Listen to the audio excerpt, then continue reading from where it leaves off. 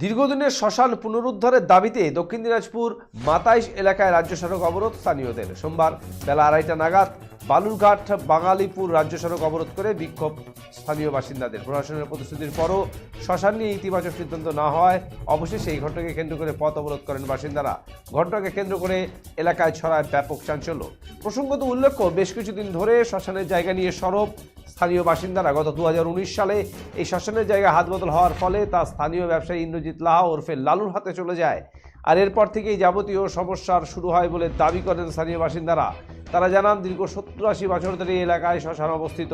এখানে পার্শ্ববর্তী মানিকো, চকমানিকো, পোড়াহার, মাতাইশ, রঘুরামপুর, ফজলাপুর সহ প্রায় 8টি গ্রামের বাসিন্দারা মৃতদেহ সৎকার করেন এই মাতাইশ শ্মশানে। কিন্তু হঠাৎই এই শ্মশানের জায়গা হস্তান্তরের পর সেখানে সৎকারের ক্ষেত্রে বাধা দেয় স্থানীয় ব্যবসায়ী ইন্দ্রজিৎ লাহা ওরফে Lalu Laha.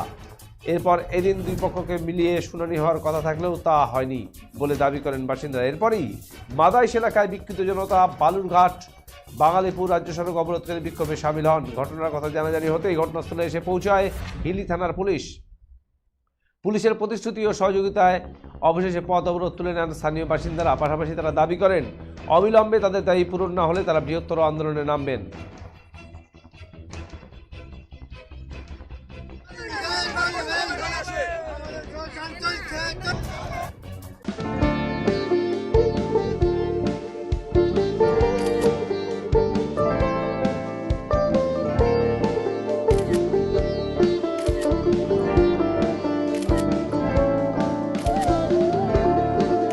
Yeah, ma'am. Short ready. Just 1 second, huh?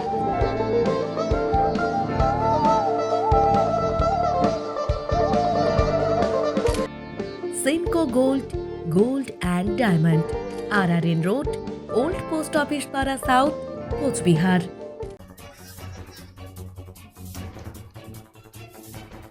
যে রিপোর্টটা আমাদের নোটিশ করেছিল বেরোরো অফিস থেকে নিয়ে আসছিলাম, তো আমাদের থাকতে বলছিল যে জনগণ গ্রাম প্রতিবেশী থাকতে বললো, আমরা জিজ্ঞাসাবাদ করি। এসেই বেলারো সাহেব তো আসেনি, ওনার স্টাফ এসেছিল, এসেই বলছে এটা লালুর জায়গা। আমাদের ওখানেই একটা খারাপ লাগলো, কেন বলবে সে একটা অফিস স্টাফ হয় লালুর জায়গা বলবে কি করে? এখানে তো দীর্ঘ দিন ধরে শত শত বছর থেকে দাও হয়, এখনো হতেই আছে। আপনারা দেখেন, স্পটে দেখেন দাও হয় কিনা। কোন কোন গ্রাম এই এখানে দাহ? এখানে মানিকো, রঘুরামপুর, মাতাইশ, পরাহার, বাটাফেলা, মিতুরমোড়, দিঘির পার, ফজিলাপুর, বিভিন্ন এই আরো গ্রামের লোকজনের আসে, বিনশিরার পর্যন্ত আসে এখানে। আজকে কি পরিস্থিতি হলো? পরিস্থিতি এটাই, এখন আমাদের একটাই দাবি যে কেন বেলারো স্টাফরা এসে বলতেছে যে এই জায়গাটা লালু, সে বলতে পারে এখানে এসে, সেখানে আমাদের এখানে ভুল স্বীকার করতে হবে এবং এখানে আমরা প্রশাসনের সঙ্গে কথা বলতে চাই। লালু এখানে এসেছিল, বলছে আমার বাড়িতে কথা হবে, কেন সে এই বেলারো স্টাফরা বাড়িতে কথা বলতে যাবে? আপনারা এই জায়গাটা কোনো মতেই ছাড়বেন না? না, আমরা কি করে ছাড়বো? এটা তো আমরা অ্যাকচুয়ালি সরকারি সম্পত্তি, এটা খাঁড়ি, আর আমাদের শ্মশানের দখলেই আছে এটা। আর ও আসে বলছে যে লালুর জায়গা। কাগজপত্র দেখে কি বলছে? কাগজপত্র বলছে যে আমরা তো এটা বলতে পারবো না, এটা এসডিও কোর্টে বিচারাধীন, বিচারে কি হবে সেটা আমরা এখানে রিপোর্ট পাঠানোর কথা, রিপোর্ট পাঠাবো, এই তো বলছি। এখন আপনাদের দাবি কি? আমাদের যেটা এখন মূল দাবি যে এখান থেকে সঠিক রিপোর্টটা পাঠাক, আর যে কথাটা বললো এখানে যে লালুর দখলে আছে, এই কথাটা তার উদ্দোল করতে হবে এখানে।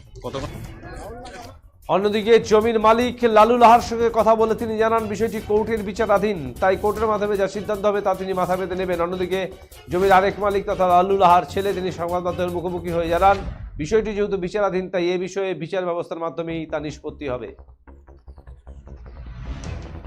গত 1 বছর ধরে ইন্দ্রজিৎ লাহা ওরফে লালু, হঠাৎ দেখি আমরা জিসিপি নিয়ে এসে এইখানে 100 দিনের একটা কাজের মধ্যে দিয়ে একটা পুকুর হয়েছিল, জল ধরো জল ভলো, এই পুকুরটা বন্ধ করতে করতে এখান থেকে খাড়িয়ে মধ্যে আমাদের শ্মশান টশান উল্টে দিয়ে চলে যাচ্ছে।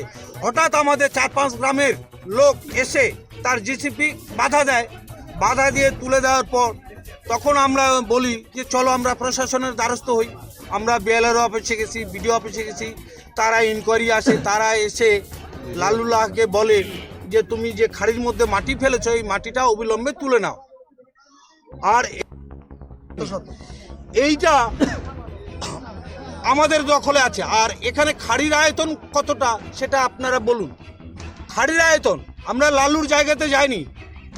এখানে ইতিপূর্বে লালুর নামে কারেন্ট এরা অর্থকড়ি নিয়েই হয়তো রেকর্ডটা সংশোধন করেছে বা ওর নামে করে দিয়েছে। এর আগে এইখানে একটা গরু ধোয়ানা গাইঘাট ছিল, সেটাও চেঞ্জ হলো কি করে, এটাই আমরা জানতে চাই। যত সময় আমাদের প্রশাসনিক পুলিশ প্রশাসন ও বিএলআরও সাহেব না আসবে, বিডিও সাহেব না আসবে, আমাদের অবরোধ চলবে। কি নাম? শত শত বছর